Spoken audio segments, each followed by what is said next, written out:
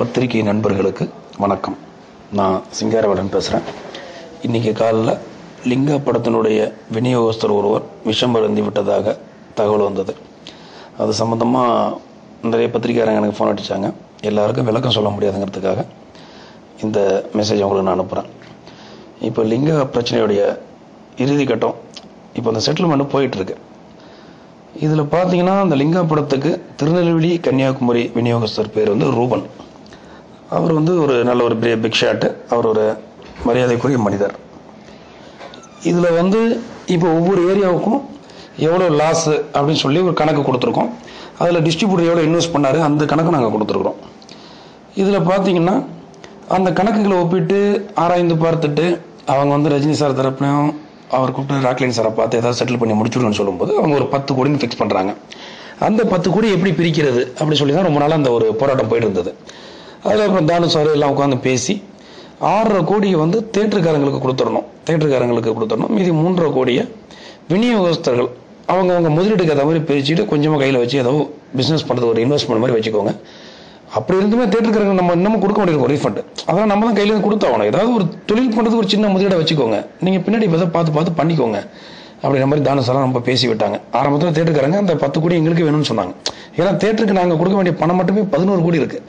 அப்போ தானு சார் தான் தலையிட்டு நீங்கள் 11 கோடியும் அவங்கள்ட்டே 10 கோடியும் அவங்கள்ட்டையும் வாங்கிட்டீங்கன்னா அப்புறம் டிஸ்ட்ரிபியூட்டருக்கு என்ன இருக்குது, இன்வெஸ்ட்மெண்ட்டே ஒன்றுமே இருக்காது. அவங்களும் தொழில் பண்ணி பிழைக்கட்டும். அப்போ தான் இண்டஸ்ட்ரி நல்லா இருக்கும்னு சொல்லி ஒரு மத்தியஸ்தமாக பேசி முடித்தாங்க. சரின்னு 3.5 கோடி விநியோகஸ்தர்கள் ஒதுக்கியாச்சு. அந்த 3.5 கோடியில் திருநெல்வேலி கன்னியாகுமரி டிஸ்ட்ரிபியூட்டருக்கு ஷேர் 35 லட்சம் வருது. அதை அவர்கிட்ட கொடுத்த 4 நாள் ஆச்சு. அவரே பத்திரத்தில் எழுதி கொடுத்துட்டு போயிட்டாரு. இப்போ அவங்களுக்கு லிங்கா ரீஃபண்டுன்னு அவங்க சொல்கிற கணக்கு வெறும் 69 லட்சம் தான். நாங்கள் ஒரு 70 லட்சம் இருந்தால் நாங்கள் தேட்டர் கொடுத்து முடிச்சிருந்தோம். அவங்க கணக்கு கொடுத்துருக்காங்க. ஆனால் இதில் ஒரு உண்மை என்னன்னா, மற்ற விநியோகஸ்தர்கள் எல்லாருமே பெரிய அளவில் பாதிக்கப்பட்டாங்க, இந்த விநியோகஸ்தர் உட்பட. ஆனால் இவருக்கு தாங்கக்கூடிய கெப்பாசிட்டி இருந்தது. இப்போ லிங்கா படத்துக்கு பிறகு நாங்களாம் எந்த டிஸ்ட்ரிபியூட்டருமே எந்த படமும் பண்ணல. ஏன்னா யார்ட்டையும் பணம் கிடையாது. எல்லாருமே தேட்டருக்காரங்களை திருப்பி கொடுக்க வேண்டிய கட்டாயம் இருக்கும்போது இன்னொரு படத்தை வாங்கி வெளியிட முடியாது. தேட்டருக்காரங்களை பழைய பாக்கி இருந்தால் கொடுத்தாலும் புது படமே போட முடியும். ஆனால் இந்த விநியோகஸ்தர் லிங்கா பாக்கிலாம் கொடுத்துட்டு இசைன்னு ஒரு படம் வாங்கி வெளியிட்டாரு. திரும்ப அஜித் படம் என்ன இருந்தாலும் வாங்கி வெளியிட்டாரு.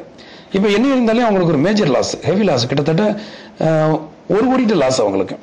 அதில் இந்த ஐயப்பன்கிறவர் அந்த ஊரில் திரையரங்குகள் லீஸுக்கு நடத்துறாரு. அவங்க தேட்டரில் அந்த படம் போட்டிருக்காங்க. அவங்க இதில் அதில் தான் அவர் கிளப்பாயிருக்கலாம் மொழி. இதில் லிங்கா மேட்டர்னால பாய்சன் குடிச்சார் டிஸ்ட்ரிபியூட்டருங்கிறது இது ஒரு வதந்தி. இதை யாரும் நம்ப வேணாம். வதந்தினா என்ன சொல்றேன்னா அவர் பாய்சன் குடிச்சிருக்காரு அப்படின்னு ஹாஸ்பிட்டல் இருக்காருன்னு சொல்றாங்க. ஆனால் டிஸ்ட்ரிபியூட்டர் இதுக்காக பண்ணாரு லிங்கா மேட்டருக்காங்கிறது மறுக்கப்பட வேண்டியது. ஏன்னா அவங்க ஏரியாவுக்கு செட்டில்மெண்ட் கொடுத்தாச்சு 35 லட்சம். 3.5 கோடியில் ஷேர் கொடுத்தாச்சு. 6.5 கோடியிலும் ஷேர் வரும் அவங்களுக்கு. அது கிட்டத்தட்ட ஒரு 50 லட்சத்துக்கு மேலே தான் வரும். அதனால அவங்க ஏன் இது பண்றாங்கன்னு தெரியல. அச்சம் கொள்ள தேவையில்லை. அந்த விநியோகஸ்தர் மிகவும் மரியாதைக்குரிய நபர். அவர் அந்த ஏரியாவில் ஒரு காலேஜ் நடத்துறாரு. ரூபன் டிரான்ஸ்போர்ட் இருக்கு. ஷிப்பிங் சம்பந்தப்பட்ட ஃபார்வர்டிங் கிளியரிங் தொழில் பண்றாரு. அவருக்கு நல்ல ஒர்த் இருக்கு. அதனால தேட்டருக்காரங்க யாரும் ஒரு ஜஸ்ட் பேனிக் ஆக தேவையில்லை. அவர் நிச்சயமா அவங்க ஏரியாவில் உள்ள கொடுப்பாங்க. ஐயப்பனுக்கு என்ன பிரச்சனைன்னு தெரியல. அவருக்கு எதுவும் தனிப்பட்ட முறையில் கடன் பிரச்சனை வந்தது என்னன்னு தெரியல.